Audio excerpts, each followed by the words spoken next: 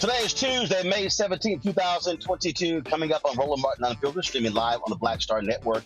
President Joe Biden goes to Buffalo to address the nation and the grieving families. We will show you some of what he said in denouncing white supremacy. Also, we'll hear from attorney Ben Crump and one of his clients whose mother was shot and killed.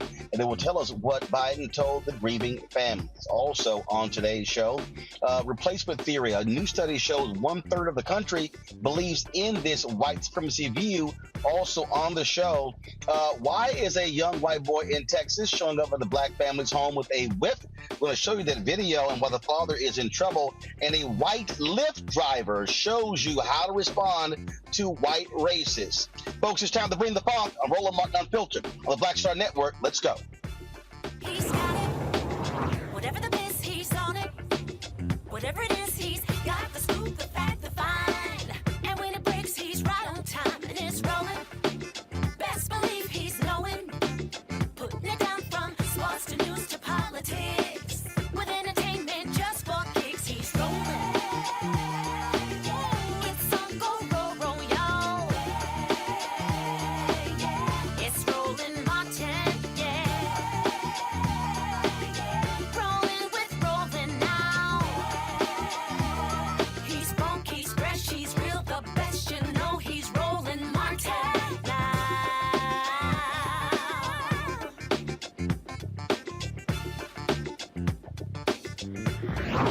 Martin.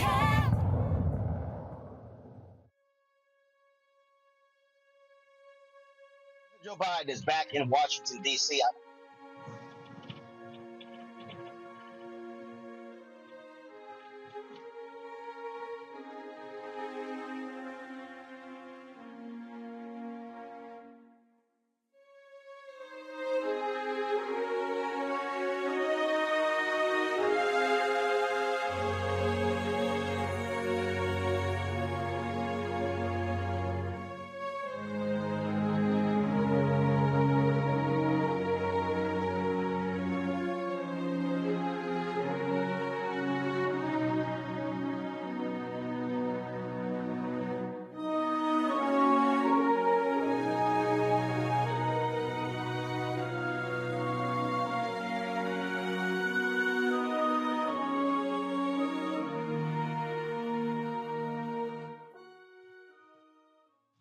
President Joe Biden is back in the nation's capital, folks. I'm literally driving by the White House. Earlier today, he was in Buffalo, addressing, first of all, showing his respect, paying respect to the grieving families of the 10 people shot and killed Saturday in the white domestic terror attack.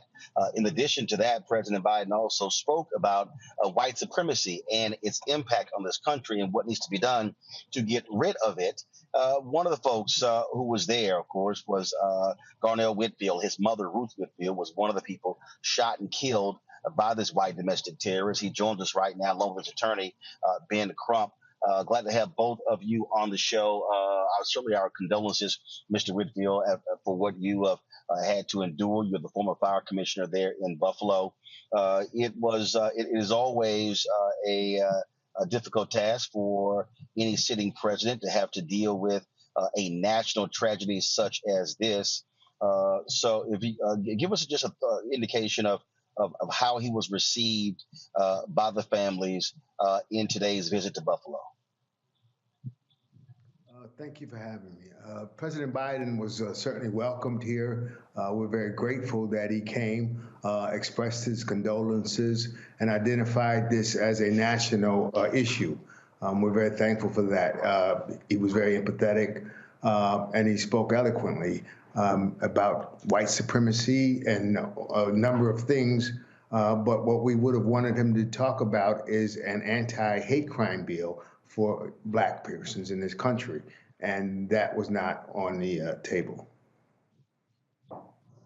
And when you say an anti-hate crimes bill for Black folks, of course, there was an anti-hate crimes bill that was signed last year. Many people suggest it was the Asian hate crimes bill, but in fact, it wasn't.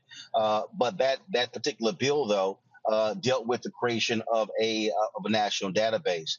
How would an anti-hate crimes bill have impacted this. And so, what do you actually want to see Congress do? And what would you want to see the president sign? I think where the families and many people around the nation, Roland, are calling for the same attention and detail that went into responding to a tragedy affecting Asian Americans, that the Congress immediately acted. The hope would be that they would make an effort to say we're going to have a anti-black hate crime bill that would specifically say we're going to put a department, or we're going to put money into looking just at these white supremacist groups that are now starting to proliferate this race replacement theory and going to, I guess, target black people like Dylan Roof and like this young monster who said, my objective was to kill as many black people as I could. And we think that there has to be greater attention from the highest officers in the top leadership in America to say, we got to do something about this because this is happening too much. They're starting to radicalize these insecure, young people, young white men to do terrible, senseless acts of violence against black people. But what you're describing in terms of those resources, that can actually be done without a bill by Congress. You literally can have a shift of resources. And when Trump was there, they actually took money out of the effort targeting white domestic terrorists and shifted towards Muslims. That was an action by that White House. And so this White House can do that. The reason I'm talking about the particular bill you talk about with Asians, many people, I've heard many African Americans call it an Asian anti-hate crime bill, but it actually wasn't. Asians were not even mentioned in it. That hate crime bill actually covered all folks. Really what it did was establish a database. And so again, in terms of allocation of resources, obviously to deal with this, what else do you want to see this president and Congress do as it relates to white domestic terrorism? You've had the FBI director who has testified numerous times before Congress that this is the greatest threat facing America, white domestic terrorism. Yeah, and it is domestic terrorism. We have to call it that. But Roland, you know what black people want to hear? The president and the Democrats who lead Congress say that we are going to address this anti-black hate crime in America. They want to hear them say that. Oftentimes they don't say that. When it's something where Jewish Americans are attacked, they literally come out and say that. And we keep, saying we got to give our people a reason to go to the polls and vote in these midterms. So this was an opportunity. We believe that President Biden should have tried to do everything in his power to assure black people that I'm speaking directly to this issue for your benefit, because I know he wants our support, and they need to demonstrate support and a throated commitment. It should be no question what he's going to use his bully pulpit for on this issue. The thing for me, Garnell, is I actually don't want to just hear them say something. I want to actually see them do something. So what else do you and the other family members want to see Congress do, want to see New York State do, want to see Buffalo do? Because the reality is, if law enforcement in New York State had done their job, then they could have filed the proper paperwork that would have prevented this 18-year-old man from being able to access a gun. So part of the issue here is also folks being far more aggressive with existing laws to deal with folks like him. Absolutely. There are a number of laws, as you've referenced, already on the books that are not enforced. And so we're asking persons to basically do their jobs, use the authority and the tools that are already in place to help keep our community safe, to monitor these groups and to, call it what it is and stop beating around the bush and call them out and try their best to identify them early on. And when they identify them, do something about it. And don't just let them, put them away for a moment or two. Just look at them, slap them on the wrist, and put them back out here. This guy had been flagged already. They already knew he had these inclinations, and here he is back out in the streets acting out on them. So we want them to do their jobs. We want them to hold these people accountable, and we want to be able to hold the elected officials and the persons we're talking to accountable. Yeah, and Roland, I would just add this. I think back after the tragic shootings at Parkland and others like Columbine, you saw there be congressional hearings. You saw the president go out and asking for action. It shouldn't be the family's burden to say what should be done. The president and them should actively say, these are solutions that we're going to put out. And I know it's a tough issue because, you got this polarization in America, and even more, you got this wave of white supremacy being proliferated by, cable talking heads. You got it, the websites, but you want to see the same level of engagement when you have mass shootings involving white people when it's predominantly black people. And so that is the hope, that we will see that engagement in a profound way. This was a start with the president coming to visit Buffalo today. But here's the reality. We saw more than 20 kids killed in Sandy Hook. We saw what took place there in Florida. We saw what took place in Santa Fe, Texas. We've had mass shootings across the country, and frankly, Congress has not done anything when it comes to guns. Republicans have been blocking that.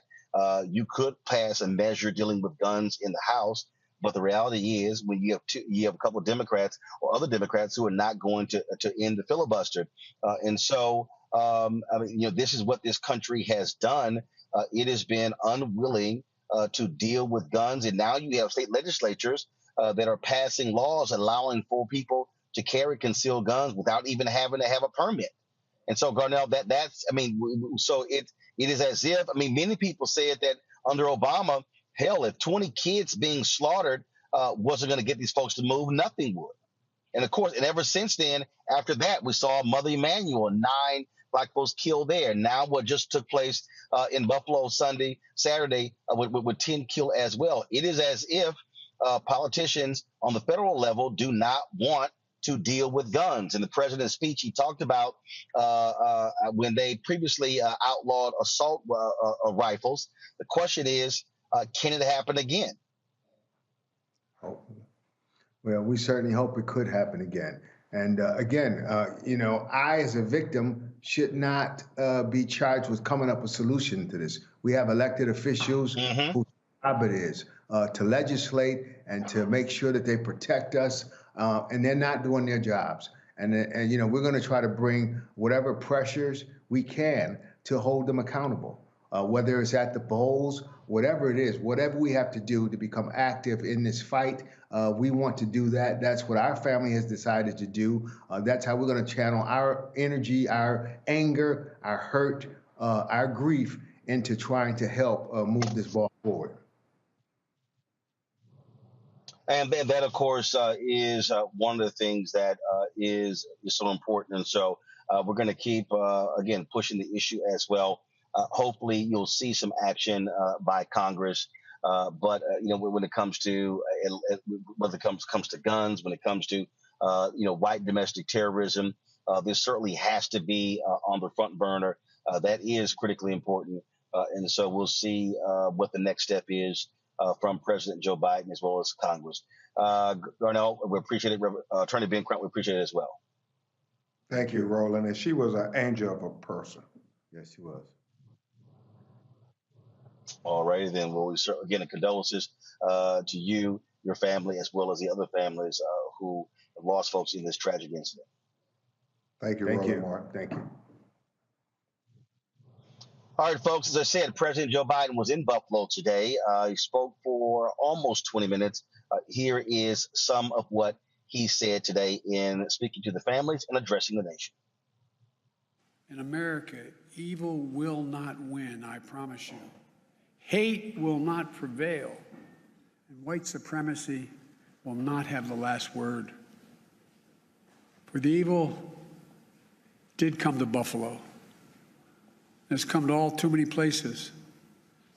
Manifesting gunmen who massacred innocent people in the name of hateful and perverse ideology, rooted in fear and racism.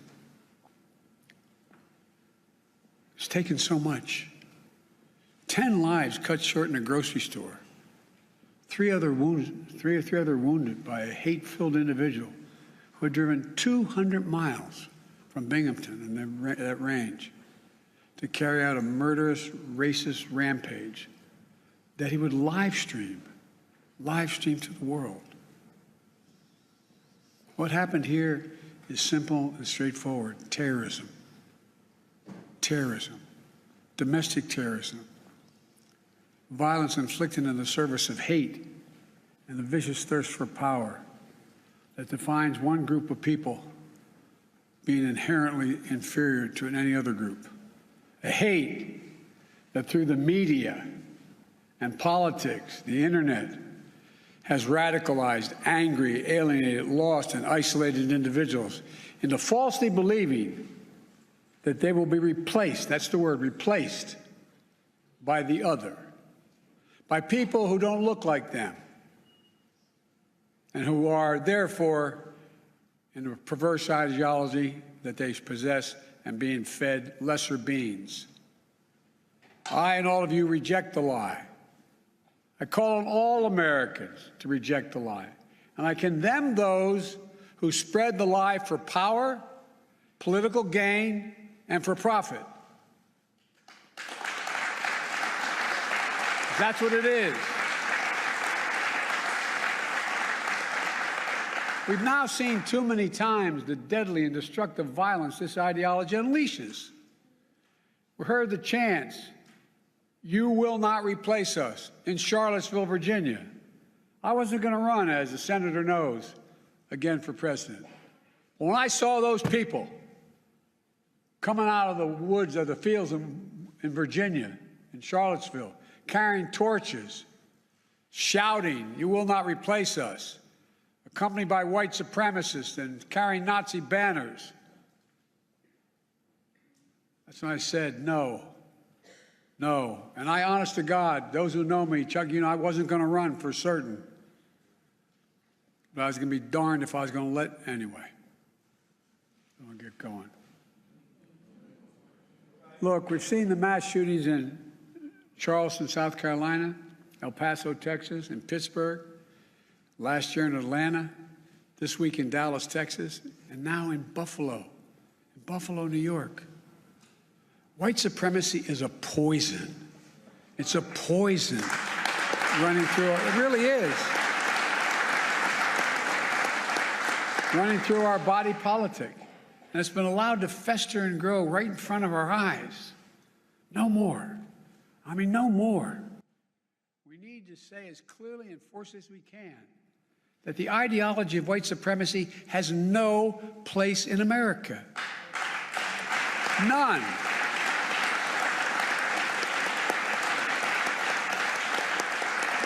And look, failure for us to not say that, failure in saying that is going to be complicity. Silence is complicity. It's complicity. We cannot remain silent. Our nation's strength has always come from the idea. It's going to sound corny, but think about it. What's the idea of our nation? That we're all children of God. All life, liberty, our universal goods, gifts of God. We didn't get it from a government. We got it because we exist. We're called upon to defend them. The venom of the haters and their weapons of war, the violence and the words and deeds that stalk our streets, our stores, our schools. This venom, this violence cannot be the story of our time. We cannot allow that to happen. Look, I'm not naive. I know tragedy will come again. It cannot be forever overcome. It cannot be fully understood either. But there are certain things we can do. We can keep assault weapons off our streets. We've done it before. I did it when we passed the crime bill last time, and violence went down, shootings went down. You can't prevent people from being radicalized to violence, but we can address the relentless exploitation of the internet to recruit and mobilize terrorism. We just need to have the courage to do that, to stand up. Look, the American experiment in democracy is in a danger like it hasn't been in my lifetime. It's in danger this hour. Hate and fear are being given too much oxygen by those who pretend to love America, but who don't understand America. To confront the ideology of hate requires caring about all people, not making distinctions. Reverend, the scripture is seeing that we're all part of the divine. Love thy neighbor as thyself. That's the America I know, that Jill knows. And most deserve the most, look, we're the most multiracial, most dynamic nation in the history of the world. Now's the time for the people of all races, from every background, to speak up as a majority in America and reject white supremacy. These actions we've seen in these hate-filled attacks represent the views of a hate-filled minority. We can't allow them to distort America, the real America. We can't allow them to destroy the soul of the nation. As President of the United States, I travel the world all the time. And other nations ask me, heads of state in other countries, ask me, what's going on? What in God's name happened on January 6th? What happened in Buffalo? What happened? They'll ask. We have to refuse to live in a country where black people going about a weekly grocery shopping can be gunned down by weapons of war deployed in a racist cause. We have to refuse to live in a country where fear and lies are packaged for power and for profit. We must all enlist in this great cause of America. This is work that requires all of us, presidents, politicians, commentators, citizens. None of us can stay in the sidelines. We have to resolve that here in Buffalo, that from the tragedy, this tragedy will come hope and light and life. It has to. And that on our watch, the sacred cause of America will never bow, never break, never bend. The American we love, the one we love, will endure. So to the families, from your pain, may we find purpose to live life worthy of the loved ones you lost. From a hymn based on the 91st Psalm that's sung in my church, may he raise you up on eagle's wings and bear you on the breath of dawn, make you to shine like the sun, and hold you in the palm of his hand. That's my wish for us. We can do this if we resolve to do it. If we take on the haters and those who don't even care, it's just about profit and politics. May the soul of the fallen rest in peace and rise in glory. And may God guide the United States of America, now and always. To the families, as my grandpop used to say when I walked out of his home in Scranton, he'd say, "Joey, spread the faith." And my grandma would yell, "No, Joey." He'd say, "Keep the faith." And my grandma would say, "No, Joey, spread the faith." We're thinking of you. Hold on to each other tightly. Stick together. You'll get through this. And we'll make Buffalo and the United States a better place to live than it is today.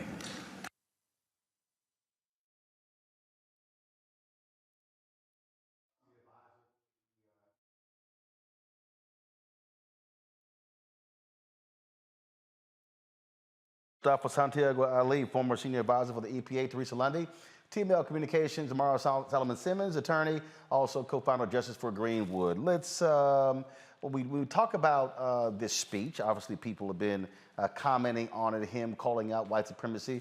Mustafa, was that enough?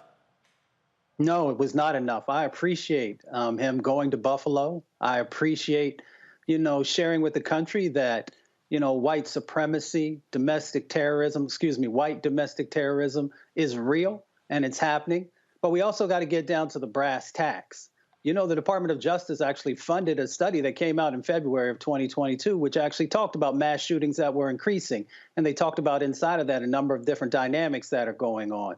We also know that hate crimes are increasing. So what I need to hear from the president is how we are going to increase the resources to the organizations and to the states to actually make sure that we are building real capacity to address this issue. Are we making sure that there are more FBI agents and more folks at the Department of Justice who are actually focused on these issues? And what are the steps that they can share, because I know they can't share everything, to address this? Are we actually also going to deal with these social media platforms and also television platforms that continue to create this fertile ground for this supremacy to actually not just be planted, but to grow, because they water it night after night after night, morning after morning after morning. And then you find individuals who start to believe in this ideology or to grow it out. So I need to hear about how we're going to actually stamp this stuff out. Because if we're not willing to do that, then we're going to continue to see more folks who are going to die because you're actually sending a message that, it's not really that big a deal. Folks will sometimes say the right things, but then when you look at their actions, you can find out if this is truly a priority to be addressed. Teresa? Yeah, absolutely agree. I mean, it's almost to the point of how many times do we have to ask our commander-in-chiefs, our, U.S. senators, our congressmen, to actually stand up and do what they have the power to do, right? I think, as voters and as citizens, we are asking, for change. We're asking for them to really do their jobs. And so, as we even come up to an election, for the primary election, we need to be asking them same things, asking them same questions. Not the day of, not the week before, or not when a tragedy happens, but prior to. So we can see if they are the right elected officials that on day one, they will get it done. DeMario. Completely disappointed. Last year, President Biden came down here to Tulsa. He gave a similar speech. Didn't move the needle. He didn't announce any particular policies or processes or resources, Mustafa has stated. He did the same thing here. It's performative. It's a waste of time. I want to hear him talk about doubling the DOJ's budget, as Mustafa talked about, to deal with these issues. I want to hear him call upon the congressional leaders to utilize the 14th Amendment to kick out of Congress those known white supremacists who are in Congress today. They have the power to do it. They refuse to do it. I want to hear him talk about actually going after Fox News and Tucker Carlson and those individuals. And I want to hear him stop saying that this is antithetical to the American democracy. This is what American democracy has always been about: the destruction, the terrorism, the killing, the maiming of Black people. Anti-Black racism is as American as anything else. We have to be honest about that. This speech is a complete disappointment. It means nothing. It didn't move the needle. No policies was provided. No resources provided. He could have just stayed in Washington, D.C., as far as I'm concerned. You talked about, first of all, he did mention, he did mention specifically media outlets or politicians or individuals who, when you talk about this whole issue of replacement theory, Senator Chuck Schumer did give a speech on the floor of the U.S. Senate today. In fact, sent a letter to the top officials at Fox News, specifically calling them out. This is what he had to say on the Senate floor. Right, MAGA Republicans argue that people of color and minority communities are somehow posing a threat to the American way of life. This is replacement theory in a nutshell. It is dangerous and a deeply anti-American worldview. It is poisoning minds, people's minds, who spend hours wandering the darkest wastelands of the internet. And let's be clear, it's a message that has also found a special home in several right-wing outlets and on one cable news channel in particular, Fox News. In a craven quest for viewers and ratings, organizations like Fox News have spent years perfecting the craft of stoking cultural grievance and political resentment that eerily mirrors the messages found in replacement theory. Fox's top political pundit, Tucker Carlson, has spewed rhetoric that echoes replacement theory at least 400 times on his show since 2016. This is a poison that's being spread by one of the largest news organizations in our country. If organizations like Fox News truly want to condemn this weekend's violence, they need to stop spreading ideas like replacement theory on their shows. We see, sadly, unfortunately, and on several, all too many occasions, what happens when these views are given a platform. Every single media pundit, every single elected politician, and indeed every single voice of influence in this country should band together to stomp views like replacement theory out of existence. That Tucker Carlson then invites Senator Schumer onto his show, but Mustafa Schumer says, "Nah, I'm good." He said, "Just stop talking about it." That's being specific. Can't hear you, Mustafa. Guys, what's going on? All right, Can go you hear ahead. me? Yeah, now we can hear you. Yeah, no, I appreciate Senator Schumer not going on to the show because there's no reason. You know, you got folks on like Fox News and some of these other outlets that they're almost like a pusher. You know what I'm saying? They continue to feed individuals this drug of racism. And they just, why would you want to hang out with that type of situation? They're not interested in an honest conversation. They're not interested in exploring the policies and the increases in policy and expansion of policy that's necessary to protect Black people. So I wouldn't spend any time on that show either. Every time they call me, I say no, thank you, because there's nothing positive that's going to come out of there. But yet millions of people do watch every night, and they continue to get their fix. They get their fix of racism. They get their fix of white supremacy, and they get their fix of extremism. Can you imagine if we had a network that had Muslim brothers and sisters on there, from other countries, who were sharing certain things? They would shut it down. They would shut it down if Black folks were actually having a network that talked about the overthrow of the United States government and all these other types of negative actions that, break democracy down, even though it has never been perfect. So folks have to make a decision. Are we going to allow this type of information, false information and misinformation to continue to be spread? And if you are, then we're going to continue to get these types of actions that happen that take Black lives away. And then, of course, there were also a couple of white folks who lost their life also, even though that wasn't the main focus of the killer. They were coming after our folks. So we just got to start having honest conversations about entities that no longer have a place in the 21st century America if we're truly going to be the America that everybody keeps talking about that we can be. I do think it is important, Teresa, to call people out specifically, call out specific politicians. And look, Biden spoke in general, but if he doesn't want to do it, fine. Guess what? Pelosi needs to do it. Schumer needs to do it. That type of action needs to take place. You cannot make racists comfortable. You can't coddle them. You must go after them head on. Yeah, I mean, it's essentially the same messaging as cancel culture, right? I think so many times we've kind of gone through, probably the pandemic has shown us the most opportunity that we could use with a hashtag on social media. So I think if there is enough voices, enough influence, and enough power that is circulating around this issue, that the removing of controversial speeches actually take place, then likely we can probably go back to some of the talking points that Joe Biden has said when he was in New York about unity and coming together. But half the battle is if we aren't unified in some of these statements, if we're not calling it out as we see it or as we are dealing with it, and if we keep allowing the program to just enhance itself.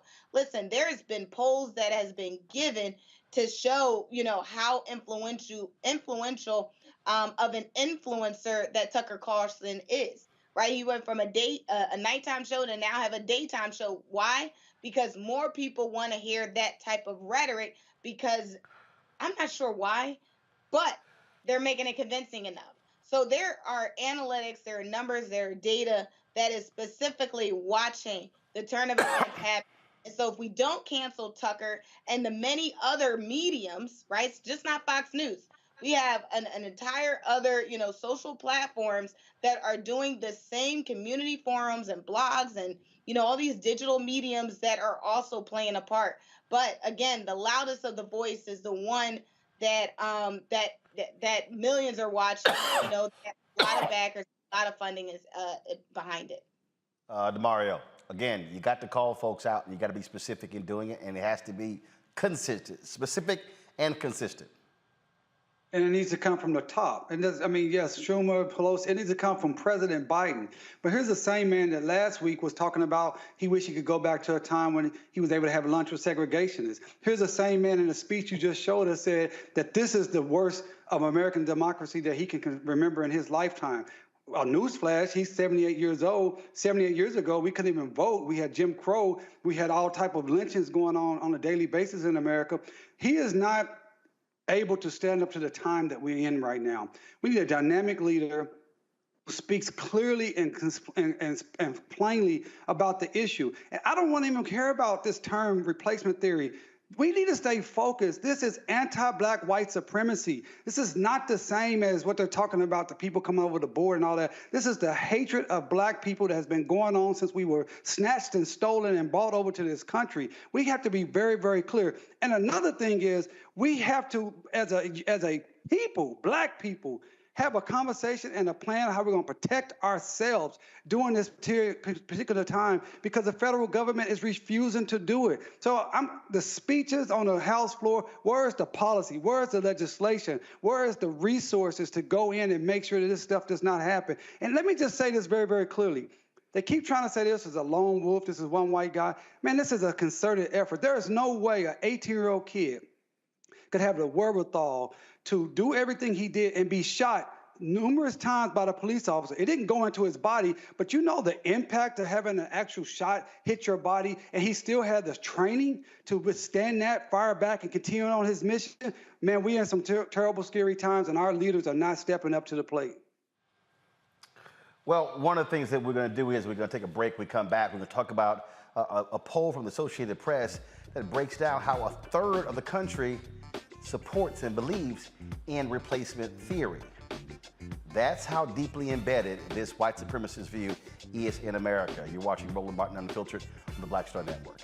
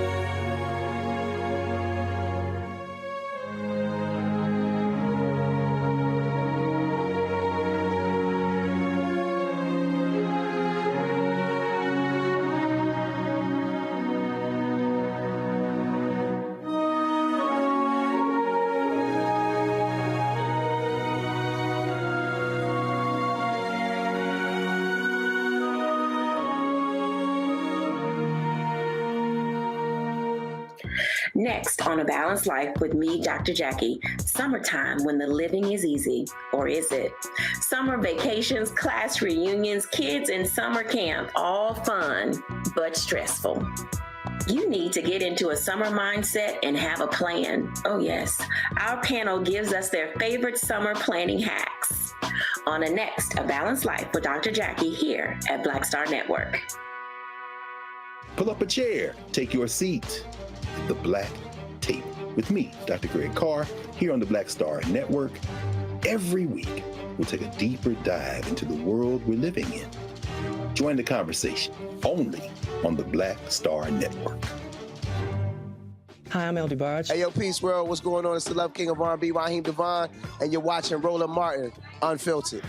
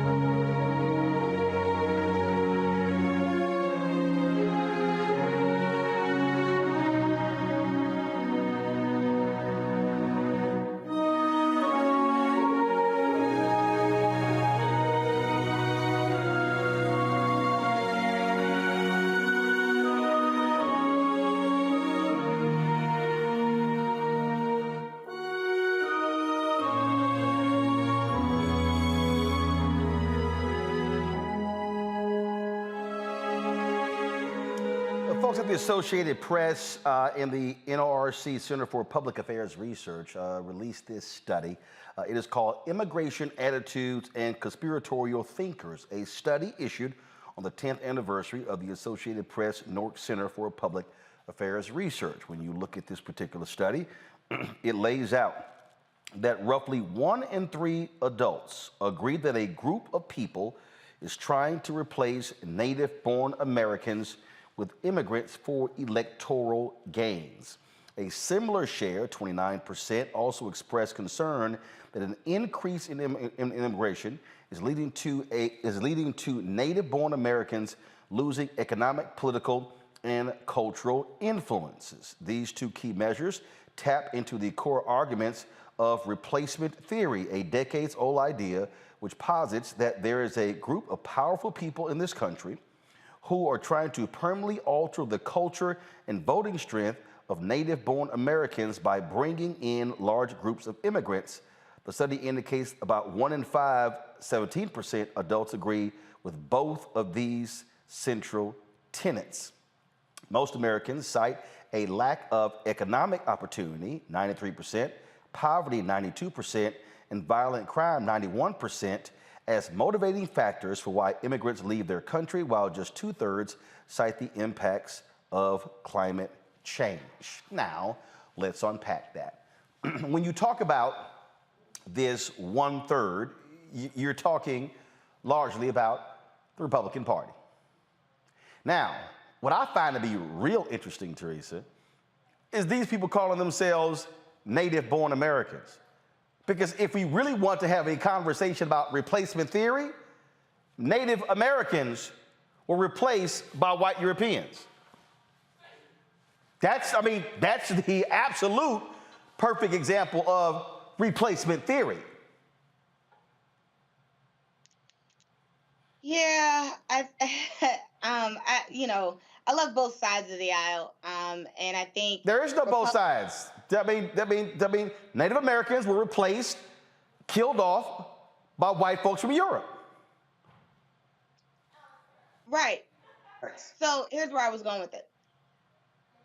Both sides, as in the talking points here. I think Republicans are very making a very concerted effort to try to have like a blend factor of what they feel is primarily the right terminology of how they want to blend with the culture, where they feel like, I feel like that I don't know. I just feel like their messaging is more so catered to, this, we are in this together, even though we dominated you in so many words. So it's kind of where I am on that. Okay, I'm still confused. So am I. I'm not, I'm confused with the answer. I'm not confused with what's going on here. What is fundamentally going on here are white folks are saying, this is ours, and we don't want nobody to take what's ours. And what I'm saying is, y'all white folks, you're visitors. You actually took this country from Native American people. That's what actually happened. So the very people who are complaining about immigrants are immigrants. That's why I find this to be utterly laughable, DeMario. They are immigrants. That's who they are. And they don't want to own up to that. And so what they're operating is from a position of, this is our country. Hell, if you really want to start breaking this thing down, okay, if you really want to start just really breaking the country down, a significant part of the southwestern United States was Mexico. If you want to talk about Louisiana and literally middle America, Louisiana Purchase, hell, that was France. If we really want to start talking about how the United States was conceived, so this idea of replacement theory, hell, the entire country was this whole country was replacement theory. It was built on replacement theory. It was completely destroying Native Americans to take it over. Sorry, I read a history book. I think that's what Teresa is saying. Go ahead, Teresa. Yeah, so I agree with that, but I also think we look at gentrification today, right? Gentrification today is if folks decide to, and again, I guess white people decide that they want to change an area and make it better, they are absolutely replacing, Black and brown people. But they don't call it replacement, they call it improvement. And so some of their talking points is this. Essentially, what is the song that they had to sing in elementary school? This land is our land. It's just like, it's not, going back to Christopher Columbus. Like we have so much American history that says, yes, we came here, we replaced it, and we've upgraded or we made our claim to it because you didn't realize what you had. And so I think Republicans make it very clear that, their talking point, not ours, their talking points is very clear that, we're not saying replacement didn't happen. We're just saying don't use that word. But No. Let's be clear. They don't even want to own up to actually what happened. No, their position is exactly what I have been saying, that scene from The Good Shepherd. That is, when he said, what do y'all have? The United States. The rest of y'all are just visiting. White Americans have this view that this ours. Right. This is their view, DeMario. We built this. When in fact, you didn't build it. You didn't build it. You actually stole it. That's what actually happened. You didn't build it. And so that's what you have. And so what they're now saying is, we built this and we don't want nobody else coming in, when the reality is, guess what? White people ain't having babies. And you cannot, and what we're discussing right now in the United States, Europe has been dealing with in the last 10 to 15 years, where European nations have not been happy at all with African immigration. Well, guess what? Italians, Germans, Irish, the French, y'all stop screwing. So your countries literally are diminishing because your population is diminishing. Anybody who understands basic math knows you cannot continue to have a country if you are dwindling in population.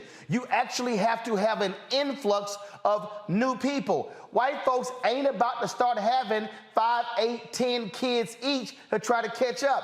It ain't happening. So the future of America is going to be based upon immigration. Why? Because the past was based upon immigration. I think we're missing the point. This is not about replacement. This is not about babies. This is about power. And no. We're not missing the point. That's all a part of it. No, we ain't missing the point. But the numbers doesn't matter. White people have shown for the last 500 years throughout the nation, throughout the world, they don't mind being a numerical minority as long as they can maintain power. That's why everything that they're doing now is to enshrine minority rule. And that's why we got to stay focused on what is really happening here. It is white supremacy.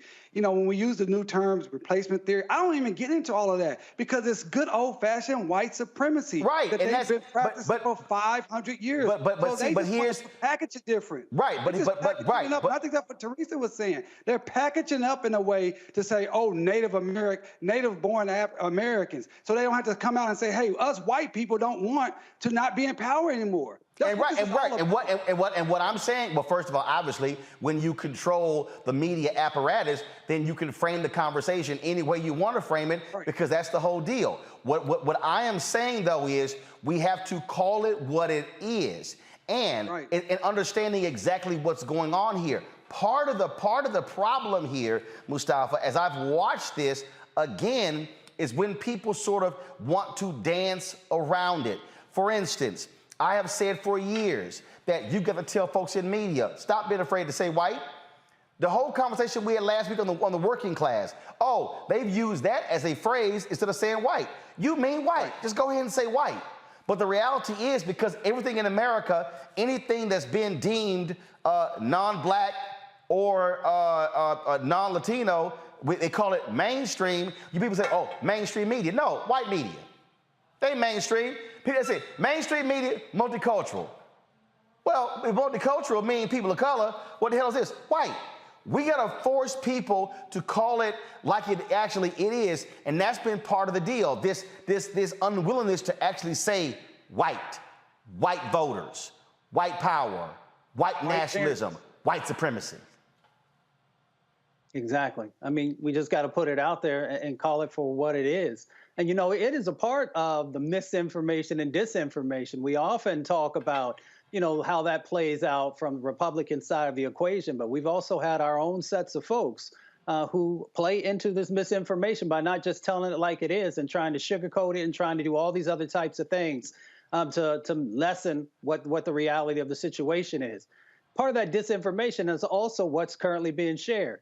So yes, you know, America is becoming browner, but yet there's still 309 million people who live in our country. Almost 200 million of those folks are still white. So when folks try and talk about, you know, that you're being replaced, well, that's not true. Not in this moment. Yes, there are more black and brown folks who are having babies, but you still are the majority. When they talk about the economic side of the equation, you know, 2 years ago, the last study that I looked at, you know, the median wealth income for a white family was around $188,000, but for black families, it was around $24,000. So you still are in control of the vast majority of the wealth that's happening in our country. When you look at who runs the Fortune 500 companies, who runs most of, you know, the higher level businesses and other entities in our country, it is not black and brown folks, it's white folks. So you still control much of the narrative, you control much of the resources, and now you see that there's a changing of the guard, if you will, and some folks are getting nervous about that. My thing is, if you treated folks right from the beginning, you'd have nothing to fear whatsoever, because folks would remember that you are actually an ally, that you are a true brother or sister.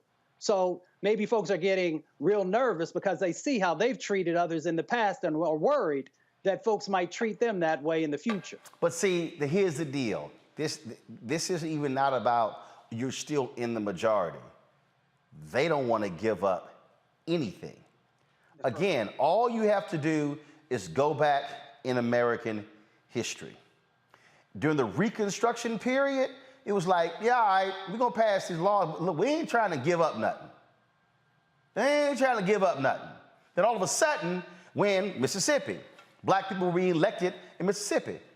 Constitutional Convention, 1890. Oh, hell no. We tired of these Negroes being elected to Congress and to the U.S. Senate and to the State House. No. We about to change the Mississippi Constitution because it's too many of them being elected.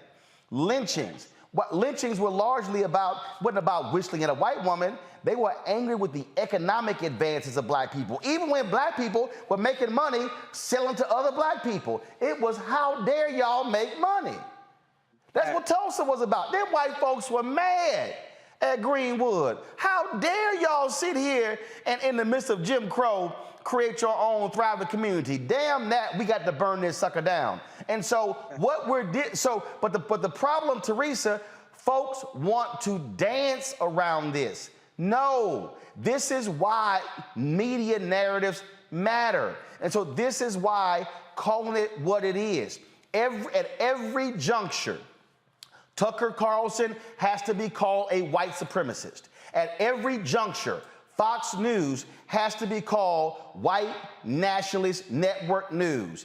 And what people should be doing, black people, okay, conscious white folks, Latinos, conscious white Latino, should be saying to any advertiser spending money on Fox News, how dare you support white supremacy? Not this whole, oh no, don't put the ads on Tucker show. No, don't put the ads on a whole damn network. They should become pariahs. That's what should happen. But see, I'm not sure if folks really want to go that hard. Right. And likely not, because, I mean, essentially, if you have someone like Tucker Carlson with the amount of influence and the amount of followers and just, you know, resources available, you know, to make those type of statements and make those type of theories, that means somebody in the back end and higher office at Fox News actually believe in what he's saying. So they keep elevating him. They keep giving him a platform. And they're like, hey, don't go too hard, but just go enough so we make our point very clear and watch the results. So again, it's not just Tucker. I think Tucker is just a spokesperson for an entire community that we do not see. And for me, that's probably the most scariest part, the back end office of who's making the decisions, who is allowing these statements to go across. So we really need to be looking at the CEOs, the decision makers that is allowing Tucker Carlson to stay there, because there's just not enough pressure. There's just not enough, just pressure all around that is making these executives change their decision to giving him 2 shows on a major mainstream. Oh, no, look, let's be real clear. I mean, the New York Times literally just laid that out in a very long piece, detailing how that show has become the top show. And they laid out in the article how executives at Fox News study the numbers minute by minute. They want to know exactly what people are watching. I'll tell you, DeMario, the reason I know this is the case, when I was at CNN, CNN executives would tell me, they would tell me why they wanted me on certain shows. And they told me, John Klein, who was then the president of CNN US, told me point blank, we can look at the minute by minute, and all of a sudden, if there's a spike, the first thing we say is, what was being talked about and who was on? He said, we will go back and see, oh, you were on. They literally told me that. And so what Fox is doing, Fox is looking at the numbers. Oh, what is Tucker talking about? That's why the New York Times even broke down how on his show, they've even greatly decreased even having guests on the show, really focused on letting him run with monologues to break this whole thing down. That's what they, and so, and here's the piece. This is not just Tucker Carlson, because he ain't that bright. Let's just be real clear. I mean, he's a trust fund baby. He ain't bright. And so this is a network that is actually earning billions because of white supremacy. Lachlan Murdoch, Rupert Murdoch. There's a board of directors at Fox as well. That's what you're dealing with here. And so you have to look at the entire apparatus. They also drive conservative media. So who picks up on this? Steve Bannon's of the world, OANN, Newsmax, all these other bloggers. The entire conservative media ecosystem, which then drives the conservative politics, which drives conservative philanthropy, is all driven based upon white supremacy. Absolutely. And, you know, what's a sad deal is pretty complicated because, as you stated, the companies that are funding by advertising dollars have lots of black people working there. They have, particularly the consumer companies, they're using our athletes and our entertainers to push their goods. And we're so intertwined into this system that it's very difficult for us to stand outside and really understand what are our unique, specific interests that need to be taken care of. So it's very difficult for people who have a big position, we call them exceptional Negroes, Roland, at these corporations and say, hey, make a decision. Say we're not going to actually provide any more advertising dollars to Fox News. It's very difficult. But again, I want to go back to our elected leaders. But hold on. Hold on, let me finish. Wait. The reason I don't want you to move off of that, because you left out something. What's that? Mustafa, do you have cable news? Yes, I do.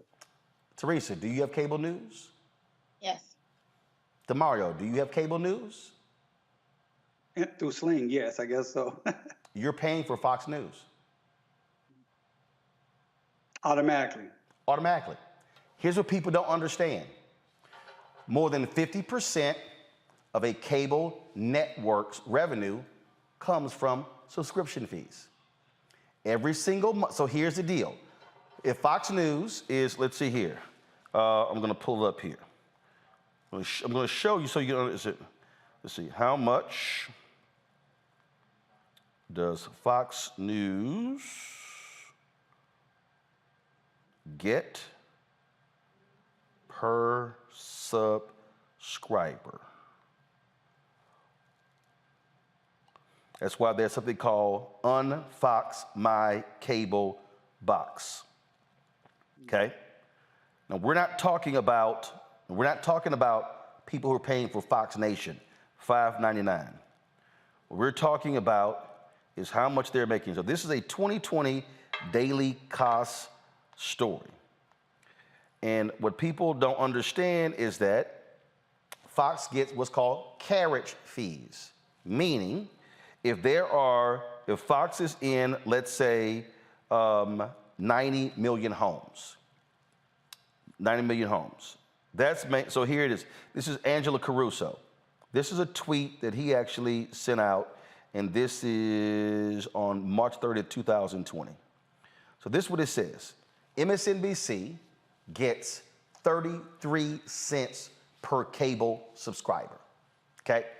So that means that if MSNBC is in, let's say, 100 million homes, okay? That means that MSNBC is getting 33 cents for all 100 million every single month. And let's say the carriage agreement is a 5 to 7 year carriage agreement. That means that MSNBC is going to get that money every single month for 5 to 7 years. CNN gets anywhere between 70 and 90 cents per month per cable subscriber. Fox News gets more than $2 a month per cable subscribers. So if Fox News, and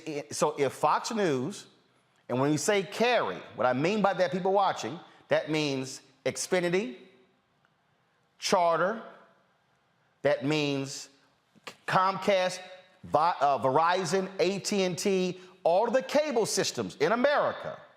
That means that if they're getting $2 a month, Fox News, from money that you're paying, that means that when you pay your cable bill, $2 of your cable bill is going to Fox News every month. So for everybody who's watching and everybody who's on this panel, if you are paying for cable news, you are actually funding Fox News. So if they are in 100 million homes, that means that Fox News is receiving $200 million a month in cable subscription or carriage fees. That means that they are receiving more than $1 billion a year. We ain't even talking about advertising, solely from cable fees. That's why there are people out there who are saying, unbundle cable, who are saying, I want to be able to drop Fox News from my system. That's why when DirecTV dropped OANN, they lost it and they got pissed off. Why? Because 90% of the revenue of right-wing, crazy, deranged, OANN were derived from the cable, from the carriage fees AT&T were paying them by carrying them on DirecTV. So the reality is, it's not just the advertisers. If you're paying for cable, you are funding Fox News. Now, DeMario, go ahead. Well, you just taught me something there. I don't have cable, so I'm glad I'm not paying. No. You actually do. If you check your system, if Fox News is on your Sling TV, the monthly fee that you pay, some of that money is going to Fox News. I don't know if they're there. I've never watched them, but I will say this. I want to get back to our elected officials. You asked a question earlier. Should Chuck Schumer, he decided not to go on Tucker Carlson's show. I think he should have done that. He should have went on there as a white leader and talked to the people that Tucker Carlson talks to on a daily basis. It doesn't matter what Tucker Carlson says. It's about the audience to get on there and to go into the lion's den and tell these folks what they're doing is wrong and that he's going to do something about it. Because at the end of the day, as consumers, we could try to boycott. We can say unbundle us to Fox, those things. But we have elected leaders that we've elected. They have power that they're not utilizing. I'm tired of seeing them give speeches and tweets, make legislation, fight for it. Even if it goes down in flames and it doesn't be voted out of committee or whatnot, still fight for it. File lawsuits based upon, the 13th Amendment. Not only did it outlaw enslavement, unless you get a felony, of course, but it also outlaws the vestiges of slavery, the badges of slavery. And this is the things that Fox and these other organizations promote, the badges of slavery. File lawsuits on them. If we lose them, that's okay, but still fight. Again, get these non-white supremacists out of Congress. The 14th Amendment, I believe it's Section 3, gives the Congress the power to do it. Yet, the congressional leader, Nancy Pelosi, she's last week quoted the video. We saw it. I saw it. I'm sure you saw it, Roland. She's saying, no, we need a good, strong Republican Party. Why? We need strong people that want to be good for the American people, give us health care, education, access to jobs, and keep us safe. Not necessarily if they need to be Republicans or Democrats. That does not matter. These people have shown that they don't care about America, democracy. They care about power, period. Now, this is where I agree. Where I agree with DeMario, I do believe in taking the fight to where they are. And that is, Senator Schumer should have said, sure, Tucker, let's go. Let's go. See, y'all got to understand, Fox News don't call me. There's a reason. Oh, there's a reason. I can tell you right now, several people who've gone on Tucker Carlson's show. Jason, University of Maryland. Jason actually is on Tucker's show a lot. Jason told Tucker like, I don't think he likes me. Jason said, no, invite him. Y'all, Laura Ingraham, Sean Hannity, Tucker Carlson, they're like, no, we ain't inviting him. We ain't inviting that one.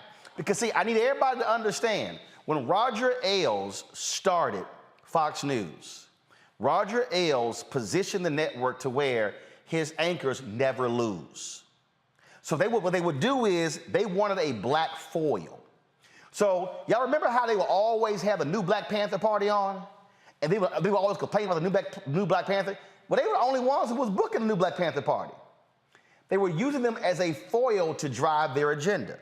And so their strategy, and I'm not calling anybody who's gone on Fox, I'm not calling you weak, but I'm trying to explain to you how they book. They purposely don't want strong black voices.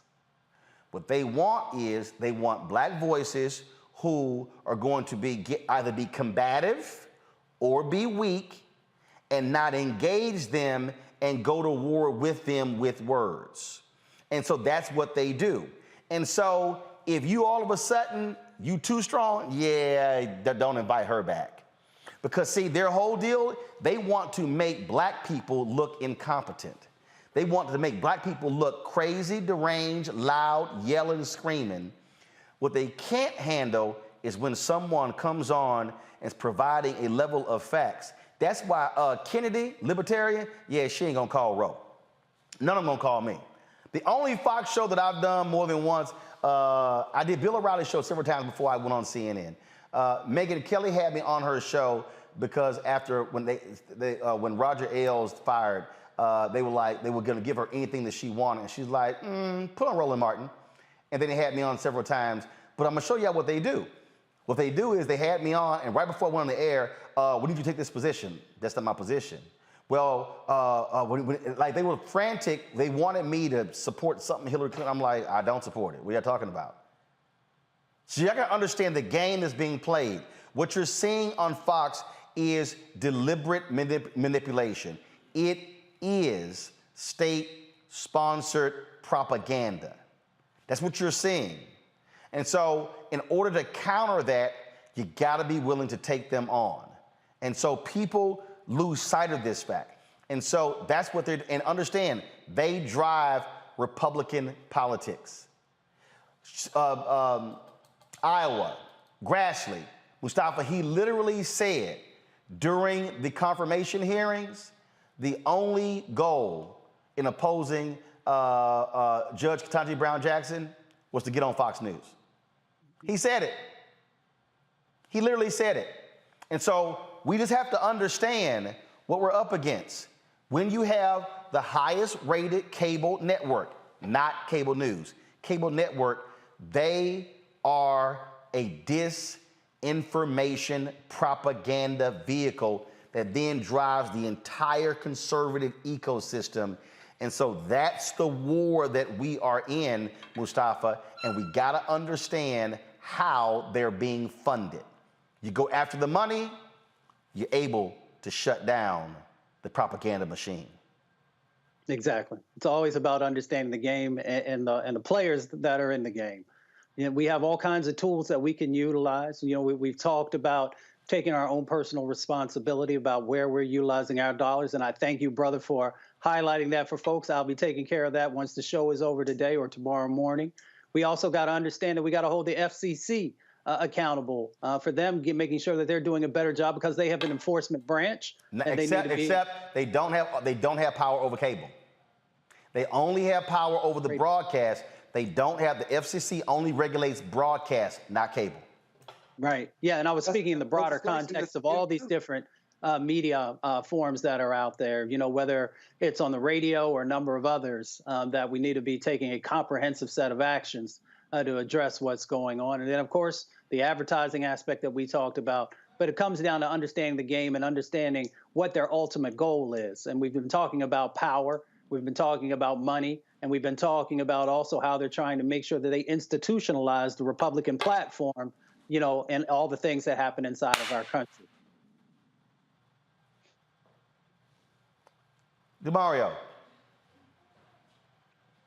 Well, again, I mean, I'm a broken record on this deal. We just got to use our everything we can to push our elected leaders. I want to see civil rights organizations. I want to see black business organizations. I want to see black athletes putting pressure at the top. President Biden, he's the president of the United States of America. He came to Tulsa last year for a centennial. He made promises that have not been kept. He talked about hate, and hate can never win. But hate is winning right now because hate has always won in America. White supremacy has been reigning supreme. Only the times that we've beaten it back, we've been very specific when we had very strong leadership from the top. I always say this, that the greatest president to me in the history for black people was Lyndon Baines Johnson. And many reasons why he did what he did, but he was very clean, clear, and concise about what he was trying to do and the positions he took. We need that from the top. We need the president to call people out by name. We need the president to call upon congressional leaders to get out, to kick out the white supremacists out of Congress. We need the president to, hey, if the FCC doesn't have the jurisdiction over cable news, then, hey, we need a bill for that. Let's utilize the tools that we have. We need the Department of Justice White Supremacy Task Force to have double their resources, Triple their resources. Sue these people out of existence. How can you have Confederate History Months? I mean, listen, this is ridiculous. We got Confederate History Months going on right now in Mississippi and Alabama, and no one is saying anything about that from a federal level. This is ridiculous. We are dying each and every day because we lose focus on these leaders and they refuse to do what they can do. Do what they can do. That is my mantra tonight. Well, again, I need our people to understand. You got to understand the battle that you are in the midst of if we're going to wage this war. And so that's what has to happen. And so this is why, and now people understand. And I really now hope people understand how I've walked through this thing, why I'm so adamant about fighting for advertising dollars for Black-owned media, why I'm so adamant about having independent Black-owned media. Because, folks, look, y'all, this is what I've done since I was 14 years old, okay? There are athletes out there, they've been bouncing the basketball since they were a kid, and they're now in the NBA. Well, hell, it's the exact same thing. I've done nothing else since I was 14 years old. When you understand the media apparatus, when you understand the game, then you realize what's going on. This is why they are able to drive things. I mean, I'll give you a perfect example, just so y'all can understand why it's important to support this show. And I'm always calling out Mediaite because they do this all the time. They do this all the time.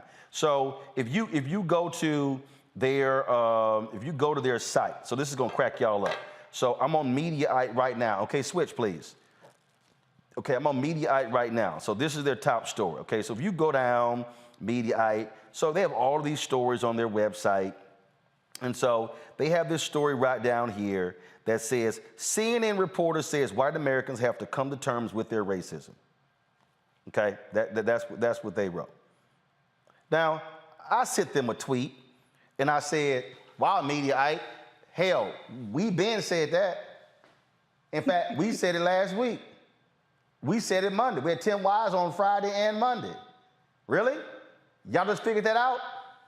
Now, let me explain why I said that. Because Mediaite, they only pay attention to mainstream media. So when CNN says it, oh, all of a sudden you see a clip. Like, ooh, wow, CNN reporter says white Americans have to come to terms with their racism. We've been ahead of them. Hell, we've been saying that for a very long time.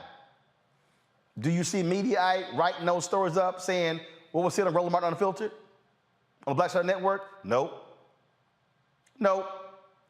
And so this is how these third-party sites further reinforce what you see on mainstream media. So it's not just we're up against MSNBC, CNN, Fox News, ABC, NBC, CBS, then the whole media ecosystem. Y'all, I told y'all, 3 different publicists. We will be 4 years old on September 4th, 2022. Not a single mainstream media reporter has done a story on our success with this show. And they're not. Not one. Quibi raised $1.5 billion, went out of business in 6 months. Wasn't even profitable. Tons of stories. We can go down the line. Black News Channel, big old piece in the LA Times, big old piece in the Wall Street Journal. They ass bankrupt, broke, was making $8 million a year, spending $25 million a year. We're profitable. We've been growing. We Black owned. No story. Now y'all understand what you're up against. What you're dealing with is you're dealing with the folks because we are a threat to that system. When you're trying to create an alternative voice, an independent voice, a voice that they don't control, then we become a threat. And that's why we are so diligent and focused in terms of what we're trying to build, because I understand the power of media and how you can cause minds to be changed and shifted. And so people don't see, a lot of us just go, yeah, okay, man, we see you on the show. No. Trust me. When someone sees a clip on this show and sees a conversation, what they're doing, they are hearing something that is different than what they're hearing other places. I've had folks walk up to me, white folks, black folks, walk up to me saying, man, I'm hearing stuff I don't get anywhere else. Y'all better understand what we're doing. This is about countering what they're doing, because if you got to depend upon CNN and Fox News and MSNBC for what's happening in our community, we're gonna be lost as all get out. That's why that's why it says right there, y'all. It says clear as day. The nation's first black newspaper, Freedom's Journal. Why it says right here on this mural, right here, Freedom's Journal. We wish to plead our own cause. Too long have others spoken for us. This is in the third paragraph of the nation's first black newspaper on March 16, 1827. This is why we have it in the mural in here. And so we just need you to understand why your support for this show matters, why it matters for you to support what we do. We're going to go to a break. We need you to download the Black Star Network app, of course, all available platforms. Why are we trying to get to 50,000 downloads, 100,000 downloads, 500,000 downloads? Because we completely control it. Yes, we're on, and again, I appreciate y'all giving on YouTube, but y'all, if you give to us on YouTube, we only get 55 cents of every dollar. So if you give us $20, we ain't getting the full 20, okay? They gonna keep 45% of your money, okay?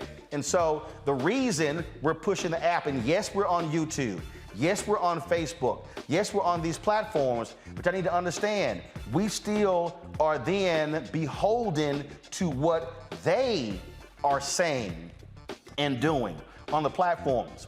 So if we're able, so right now we've got almost 3,000 people watching live on YouTube right now. Well, if we're able to build the Black Star Network app and have 3,000 to 4,000 and 5,000 watching over there, then we can be able to drive our revenue in a whole different way. And so I want y'all to download the app, tell your friends, tell everybody to do so, because it's important when we do that. Apple phone, Android phone, Apple TV, Android TV, Roku, Amazon Fire TV, Xbox One, Samsung, Smart TV as well. And so please download on all of those platforms.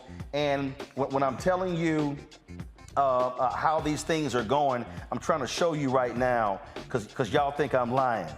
Facebook is deliberately suppressing our numbers. Matter of fact, I'm looking on here. I'm trying to pull it up. Are we even live on Facebook right now? See, I told y'all. Okay, perfect example. I'm trying to look for us on Facebook right now. Facebook is blocking us. We've been averaging only 200 to 300 views a day on Facebook, even though I got 1.3 million followers on Facebook. Because what Facebook wants to do, they want me to pay to boost to the people who already follow me. Y'all gotta understand the media game. That's what they're doing. And so it's crazy. Yeah, because I was looking, we're not even on Facebook right now. We literally are not live on Facebook right now. We're not live. And the crazy thing is, we didn't play anything to get blocked. I wonder what's up with that Facebook. So that's what the dollars matter. They matter, folks. Please join our Bring the Funk fan club, where every dollar you give goes to support this show. You want to send a check or money order to send to P.O. Box 57196, Washington, D.C. 20037-0196. Cash App is $RM Unfiltered. PayPal is R Martin Unfiltered. Venmo is RM Unfiltered. Zelle is Roland@RolandSMartin.com. Roland@RolandMartinUnfiltered.com. We'll be right back.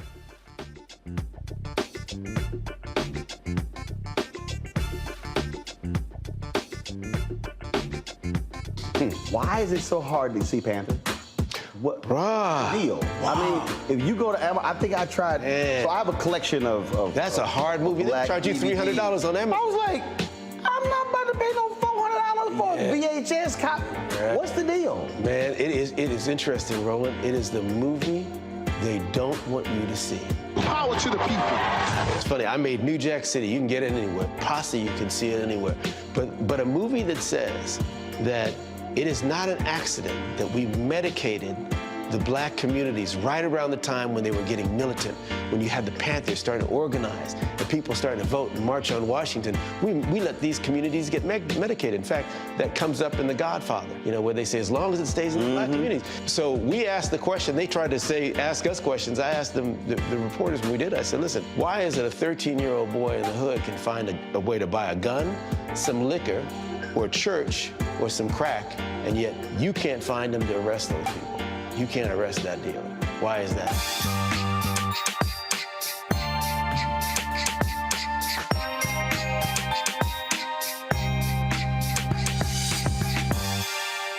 Hi, I'm Teresa Griffin. Hi, my name is LaToya Luckett, and you're watching Roland Martin Unfiltered.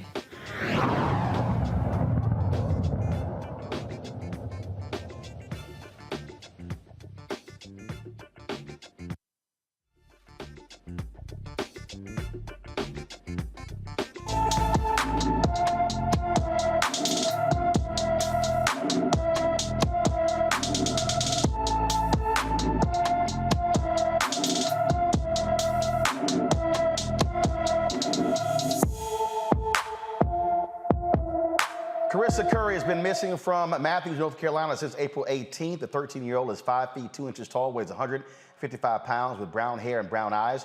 Anyone with information about Carissa Curry should call the Charlotte-Mecklenburg, North Carolina Police Department at 704-336-7600, 704-336-7600. In Tennessee, a Knoxville cop lied about his reason for arresting a black college student. And last August, Trinity Clark was tackled, assaulted, and left topless by Officer Joseph Roberts. This is the video right here, the arrest video. Go ahead and run it. I'm going to talk over it, folks. Trinity Clark was charged with 6 criminal charges, including a felony charge of evading arrest. After reviewing the evidence, a judge dismissed all of the charges. Judge Tony Stansberry called the incident disturbing. The former officer, Joseph Roberts, faces criminal charges in an unrelated case where he's accused of lying about starting a high-speed chase that ended in a crash, injuring 3 people. Look at this video. Bruh, move! My titties are out, bitch! Move, bitch! I'm not fucking playing, bruh! Titty, just chill. I don't got no shirt on, no. We fucked up.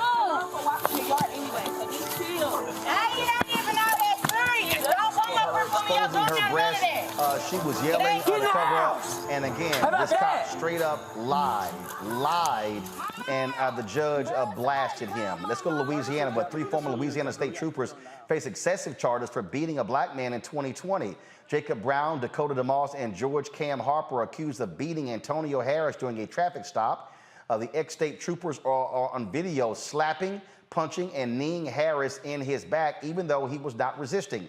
The officers exchanged text messages saying Harris would have nightmares about the incident. Now they have nightmares, DeMario. Man, I'm telling you, Roland, I'm already in a real difficult headspace with the images from Buffalo and seeing that young lady being humiliated like that. Yeah, it's getting overwhelming. And this is, again, why I've just continued to be a broken record on this deal. The DOJ, Department of Justice, need to be coming in on all these cases, filing charges, and prosecuting these people to the full extent of the law. Stop utilizing the excuse that we don't know if we can win. Stop utilizing the excuse that we don't want to get involved in state-based or state charges. Utilize the awesome power of the federal government. Look, Roland and Teresa and Mustafa, I'm tired of seeing billions of dollars and everything going over to Ukraine while our communities are under attack each and every day and nothing is being done. These politicians, the president on down, have the ability, the power to provide resources and policies and laws and enforcement mechanisms that could save our lives and make our lives better, and they're refusing to do it. We have to continually say that to them. Everybody, every civil rights leader, every athlete, everyone that's in this space pushing needs to have the same mantra. Utilize the power that you have to make our lives better. That officer in that police department should be placed under investigation by the DOJ and sued. The story, I read the story that you sent over, Roland. His superiors, which I see this all the time in my own practice, His superiors watched the video and they said, hey, that was within policy. You could have just used less bad language. So all of these people should be investigated and charged and sued and given the most maximum prosecutions possible.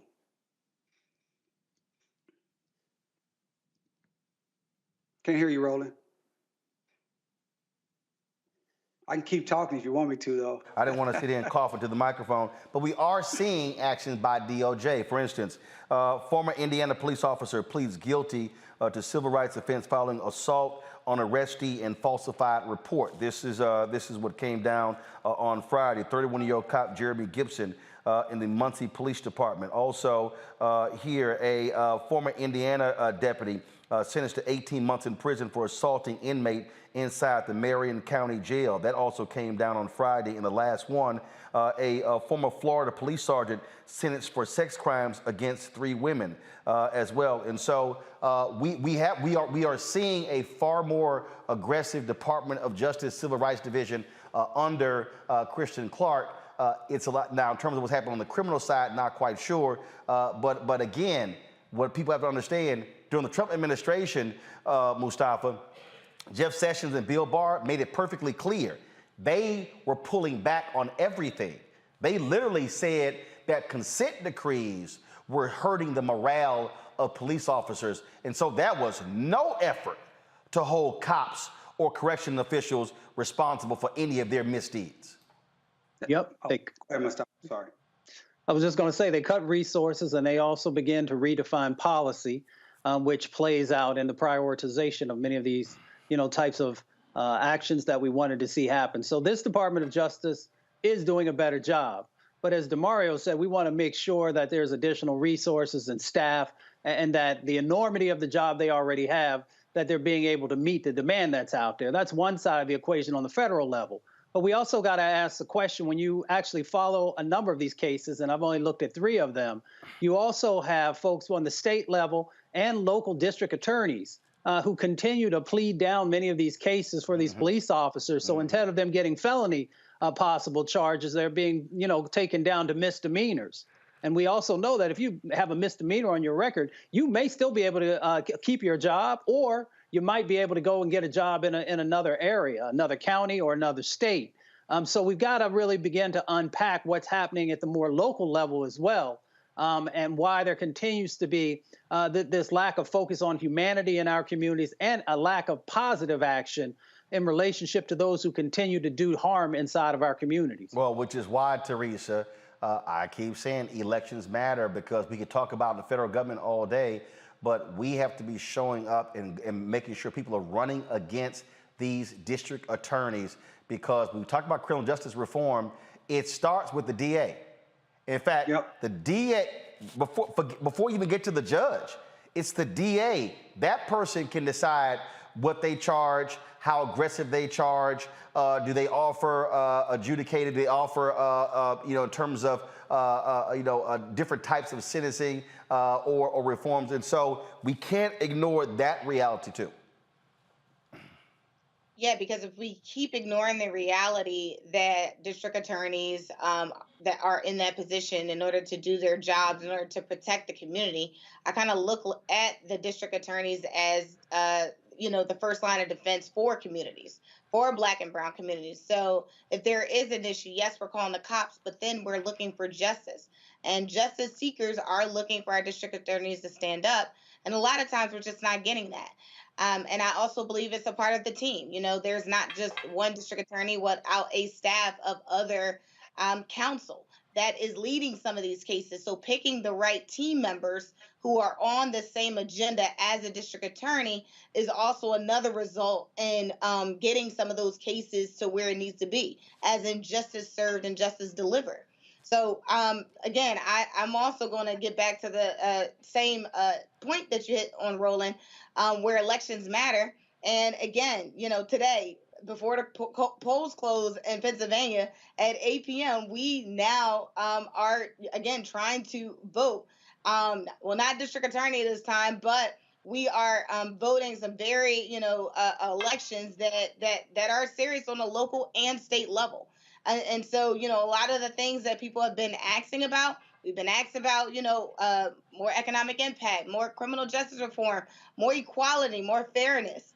And we can't do that if we don't go vote. So I'm hoping that the voter turnout has been high. But again, we just can't keep complaining. We actually got to start doing something. And the power of the pen really does lie with the people. Indeed. All right, folks. Damari, go ahead. I was going to say one thing. I always talk about the federal government. Remember, I'm in Oklahoma. And it's as red as the red states. It's been Trump for 25 years, and black people are only 7% of the population. So that's one. And two, I just wanted to make the point that, yes, the DOJ is doing better now, but it went so low. If it's at 5 and it goes to 0 and then you take it to 2, yeah, you're doing better, but you didn't even get back to where it should be, let alone getting to where it really needs to be. So that's the point I wanted to make. Well, actually, I mean, I think this DOJ is probably even being more aggressive than the Obama DOJ. Well, absolutely they are, because I mean that's a whole show we can do that people want to talk about. The Obama administration was, I mean, I'm just going to say it. It was not the transformative administration that we all stood in line for, campaigned for, like I did, you did, and we were hoping we were going to receive. It simply was not. And the best example of that is the election or the appointment of Merrick Garland to the Supreme Court, and not an African-American female at that time. All right, folks. Well, you know what time it is. No charcoal grills are allowed. I'm white. I got you, bro. Yeah, illegally selling water without a permit on my property. Whoa! Hey! You don't live here. I'm uncomfortable. Well, if you want to understand how white domestic terrorists are created, all you got to do is look at this story here. A woman on Instagram named Carissa Nash posted this, quote, "This kid comes to my door with a whip looking for my 9-year-old daughter, then puts a big-ass scratch on our Audi. The police came out and tells us it'll work itself out since he's moving soon. So when my husband got home, we went to talk to him about the damages done to our vehicle. The dad tells the son to say he's not there. A couple of minutes later, he finally comes to the door with a gun. He almost shot himself and his daughter standing behind him, SMH. Here's the video. I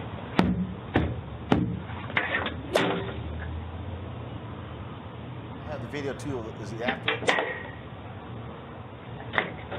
Little boy, you better get your ass from off my porch beating on my door like this.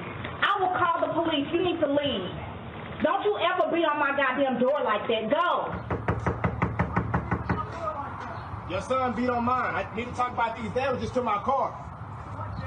Your son, let me show you the video. If you come outside and talk like an adult, then maybe we can figure it out. You coming outside with it. I'm trying to have a conversation with you. You coming outside with Yeah, because I saw the way you started walking up on me. We've already had beef before. We have it on video. All right, get off my property. Seriously, get off my property. Someone came over here with a fucking whip. Bring his ass over here again. Please. What the fuck happened? You have a gun. Come over here on my side and see what the You fuck have a- Fuck out of here. Fuck you, nigga. Bring your motherfucking ass outside without the gun in. No, baby, get back. Oh my God. Oh my God. Well, the boy's father, Brian Thomas Brunson, has been charged with deadly conduct for reckless discharge of a firearm. And you wonder how these white domestic terrorists grow up to be who they are. That's how, Mustafa. Comes from the roots. And that's what, when we want to make sure that people understand the true history of this country, the disparities and the impacts that happen, we're trying to root out racism by putting a spotlight on it. And when you see small children, they have to learn these types of actions and behaviors. And it comes from their parents and their grandparents. And when you're not willing to address the fullness of what's actually going on, then racism is going to continue to find fertile ground in this country, and you will see it move from generation to generation to generation. And that's why in this moment, something has to change. Teresa. Yeah, you're absolutely right. Racism isn't, something you're born with. It is something learned. The kid looked no more than 12 years old and bold enough to, know what is right from wrong and what is white privilege. And essentially, I'm not sure where you got that whip from. Looked like it came from the bedroom. But nonetheless, he did use it as a weapon. And then for the, for the father to not even have, the audacity to just respectfully have a conversation with the parents about their kid, it tells you the type of parenting. So outside of the charge, DHS needs to make a house call to ensure that not only that kid is safe, but he's getting the right attention where he needs to, get some counseling for his type of behavior. DeMario. Well, from a legal standpoint, this is something that we see all over this country, but Texas is, as you know, Roland, that's your home state. You don't have to have a license to have a gun, and it's a stand your ground state. And so even trying to sue this parent into the door with a gun, I don't know if it's going to go anywhere because of what I just named.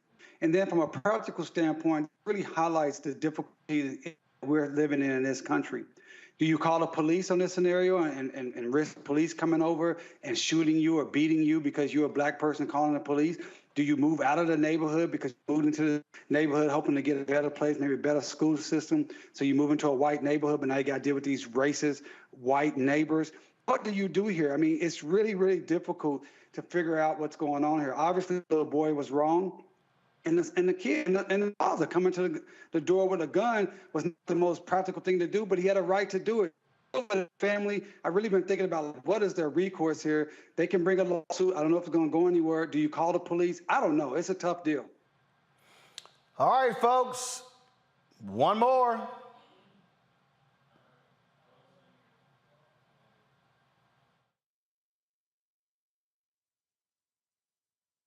No charcoal grills are allowed.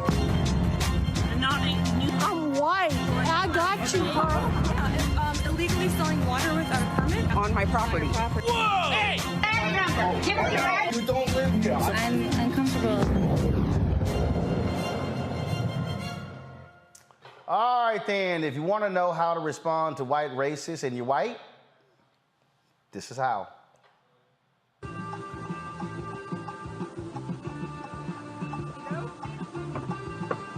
Hello, for Jackie, right? Yeah. How are you? Yeah, you're like a white guy. What's that? Are you like a white guy?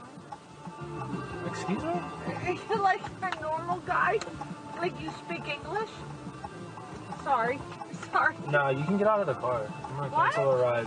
That's inappropriate. What? It's completely inappropriate. If somebody was not white sitting in the seat, what would be the difference? Are you serious? She said, wow, you're a white guy. Oh, well. That's okay. I'm not gonna take the ride. You guys can get out. Really? Yeah, completely inappropriate. Oh, you're a fucking asshole. It's all on camera, man. Piece of shit. It's all on camera. I should punch you in the fucking face. You're gonna threaten me? Yeah, Assault? Yeah, fuck you. Wow. Because you guys are racist fucks. Yeah, you're a fucking asshole. Yeah. Fucking nigger lover. Fuck you. Get the fuck out of here. No, I'm calling the cops on you, man. Go ahead. It's all on camera. It's all on camera. Big deal. You guys own the place. Is it your place? Get the fuck out. That's great. Everyone's gonna know. Fossil's last stand for black people, right? Get going. Yeah, fuck off, you. That driver is James Bode. People have been praising him all across the country. And the bar owner, they've been lighting them up, folks. The bar owner is owned by a Jackie Harford. They have shut down their website and their Facebook page, and she deleted her personal page. Folks have been filling up reviews regarding this bar, and they have been exposed for being the racists that they are. Teresa, if you're white, that's how you're supposed to respond to racism in America. Absolutely. I even, one of the messages I got from it was, just even the interaction, like, oh, wait, the driver's white? Like, he's not supposed to be white in a driver, right? He's supposed to be someone of color that is in that position, because it's like maybe a below position. So I got that theme out, but again, again, people are listening. White people are listening, and they're taking action, and I love it. This is the type of action that gets you invited to the cookout. But I think more so it's about the humanity of it. It's about, racism, calling it out as you see it and catching it on camera. So well done. The bar's name is Fossil's Last Stand, Mustafa. folks have been going to the Yelp page, giving them a bunch of 1 stars. They've gotten so many responses. Yelp, frankly, stopped people from being able to post. And Yelp said the business recently received increased public attention, resulting in an influx of people posting their views to this page. So we have temporarily disabled the ability to post here as we work to investigate the content. The site said in a public attention alert, while racism has no place on Yelp and we unequivocally reject racism or discrimination in any form, all reviews on Yelp must reflect an actual firsthand consumer experience. They are being swarmed and they earned it. I always say, if you truly want to hurt racists, hit them in the pocket. There are other actions, of course, but when you hit folks in the pocket, that's when you get their attention. And the other part of it is, again, thank you to that brother for standing up. True allyship means that even when there's no black folks around, that you're doing the right thing, that you're calling out injustice, and that you're pushing back and standing up. So I appreciate that. I hope that can be, a lesson and a blueprint for other white brothers and sisters who say that they are allies for our community, of how they will handle actions in the boardrooms, in the streets and the suites. And we'll see if we have more folks who are actually doing that, then things will begin to change. I'm trying to pull up this tweet here. A lot of folks, there were people who were saying, hey, how do we, donate to this guy? Because he's now gone public as well. A little hard for him to also drive and just having some issues here. Let me just go ahead and read it. He said, guys, the donations, while I did use some of it wisely to get a solid financial foothold while I transitioned to a new line of work, I would like to donate the rest in future donations to a cause representing the victims of discrimination. I will do my research and decide accordingly. And because, in fact, early on when people were responding, first of all, I think he's added about 40,000 plus followers in the last 48 hours since the story went public. And then I'm looking at one of the tweets, because earlier when they first started, he basically said, hey folks, this is what you're supposed to do. This is how you're supposed to respond to Mario.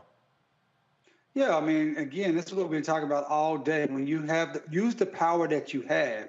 The power that he had was say, no, I'm not going to allow you to ride in my car. And he used that power. That's what we want our elected officials to do. That's what we want our leaders to do. Use the power that you have.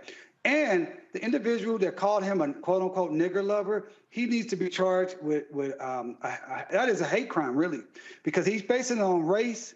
And he threatened him with assault. And that is really deadly words to call a white person a nigger lover. We know what that means. We know many white allies have been killed, have been beaten because they were, quote unquote, a nigger lover. So I'm so glad that was on video. I appreciate that brother showing what it means to be a real ally. And I hope President Biden and Representative Nancy Pelosi and all other congressional leaders can look at that, because we know what allyship really looks like. It looks like that video.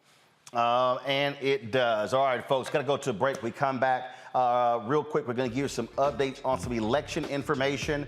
Of course, primaries are taking place today. Kentucky, Pennsylvania, North Carolina, and we'll give you some of that. And we come right back on Roland Martin Unfiltered on the Black Star Network. I'm Deborah Owens, America's wealth coach and host of Get Wealthy. Let me hit you with a few numbers. African Americans spend 9 times the amount on ethnic beauty products, and yet only own 1% of the beauty supply stores. It's an $18 billion industry.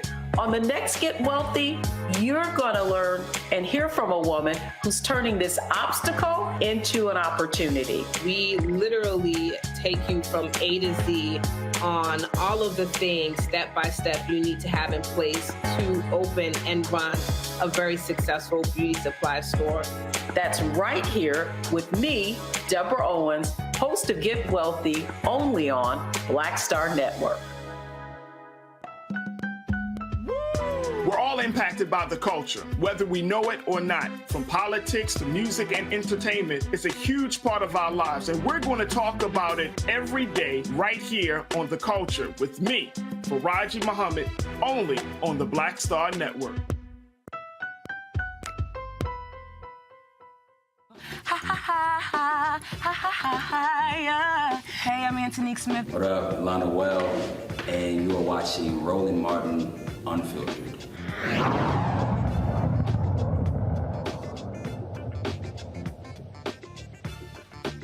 All right, folks, some early results are coming in. Sherry Beasley has secured the Democratic nomination for the North Carolina Senate, U.S. Senate race. And so that has actually happened in Kentucky. Charles Booker is the Democratic nominee for the U.S. Senate race there as well.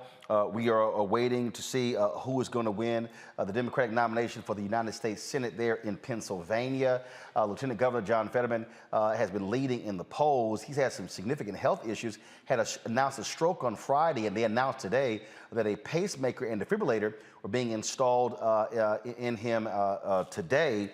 And so that's what's going on there. You also have, on the Republican side, Kathy Barnett, who is a Republican. The Republicans have been going after her big time. They're afraid to death because she's been going up in the numbers and is opposing, of course, Dr. Oz, who Donald Trump endorsed. And so we're looking at this race, a number of these different races. One of the races we're also looking at, Erica Smith, who is trying to get the nomination when it comes to for the position vacating by, of course, G.K. Butterfield, and so we're looking at that race as well. Also, early returns, Madison Cawthorn down 11 points in early returns. That's, of course, the crazy, deranged Republican who has been acting a fool, and so we're watching that race as well. So there's a lot of different races we're watching. We're going to have a full report for you folks tomorrow right here on Roland Martin Unfiltered, unpacking all these different races. You're there in Pennsylvania, Teresa. What are you seeing? What are you hearing? Yeah, you know what? It's been a very interesting time. Like I've probably have been just so grounded with some of the folks that are working on some of these campaigns for U.S. Senate. Philadelphia, and especially Pittsburgh, is I was not even a battleground state, but we are the highest population right now in terms of getting votes. So, you know, everybody's kind of just been encouraged people to get out the vote. They've been pushing the mail-in ballots. But it does look like Fetterman will come out on top. You know, I know he's had some health issues, but he's been polling great. His folks are still on the ground while he's, you know, been underneath in the hospital, but it looks good. And yes, folks are really, you know, nervous about Kathy Barnett. You know, the African-American woman, you know, I know she was a part of the insurrection. She bought some buses. She went up there and said she was protesting, but she's giving people a run for their money because she is saying the right conservative talking points. So I think those two are really something to look at. And of course, we have a whole bunch of statewide races with a whole lot of Working Families Party and progressives. That is something that we absolutely need to take a look at, because it looks like the Working Families Party / you know, also a Socialist Party is also trying to make their way into Pennsylvania politics. And good. Go ahead, Mario. I said good. We need more parties, and socialism is not a bad word. We've gotten so tied up in this whole system of governance that have enslaved us, brutalized us, exploited us for 500 years. We need something new, period. Mustafa, final comment. We just got to pay attention to these races. They're incredibly important. You know, Pennsylvania is one of those bellwether states, and a lot is actually hanging on that when we come around to, you know, both this midterm and then the general election. So these individuals that are going to be in office will have the ability to frame out lots of the directions that will happen in 2024. So we just got to pay attention. We got to stay engaged if we live in Pennsylvania. Call your family if they live in Pennsylvania. Make sure the folks are voting and make sure the folks are registered as we move toward the general. Indeed. All right, folks. Also, last story here. Some good news. The Gulf Coast Athletic Conference has named its first black woman commissioner. Dr. Kiki Baker Barnes spent 16 years as Dillard University's athletic director and women's basketball coach. There, she helped the athletics department recover after Hurricane Katrina, established 3 new sports teams, and began an athletic endowment scholarship. She'll begin her role at the end of this academic year. So certainly congratulations to her. All right, folks, that is it for us. DeMario, Teresa, Mustafa, I certainly appreciate it. Thank you so very much. Folks, tomorrow I will be broadcasting from Cedar Hill, Texas. I'll be broadcasting there. I'm actually moderating a town hall forum with Jasmine Crockett, who is running to replace, to fill the position of Eddie Bernice Johnson. It's Congresswoman Eddie Bernice Johnson. There's a runoff taking place there between her and Jane Hamilton. I'll be doing the town hall tomorrow. Jane Hamilton will be on Thursday's show, so look forward to that. And of course, on Friday, I will be in Houston presenting two of the scholarships that I funded at my high school, Jack Yates High School. And so look forward to that. So I will be in Texas for the next 3 days. Looking forward to going back home. It's always good to be home. Folks, don't forget, if you want to support what we do, please do so. Download our Black Star Network app. It's important for us. Our goal is to hit 50,000 downloads and then hit 100,000. You can download to your Apple phone, Android phone, Apple TV, Android TV, Roku, Amazon Fire TV, Xbox One, Samsung Smart TV. We also want you to support us in what we do. Trust me, your dollars make it possible for us to be able to cover the stories all across this country. It matters for us to be able to pay our staff, for us to be able to do the shows that we're doing. Hope you are enjoying the shows by Faraji Muhammad, Deborah Owens, Reverend Dr. Jackie Hood Martin, Dr. Greg Carr on the Black Star Network. We got some other shows that are lined up as well. So in order to support us in what we do, please, P.O. Box 57196, Washington, D.C. 20037-0196. The Cash App is $RM Unfiltered. PayPal is R Martin Unfiltered. Venmo is RM Unfiltered. Zelle is Roland@RolandSMartin.com. Roland@RolandMartinUnfiltered.com. Again, so that's if you want to support us, please, that's how you do so. That's our only Cash App, only PayPal, Venmo, and Zelle. If you want to use a credit card, simply go to RolandMartinUnfiltered.com and you can use the Square app to be able to process your credit card as well. Folks, that's it. Thank you so very much. I'll see you guys from Texas tomorrow. Holla!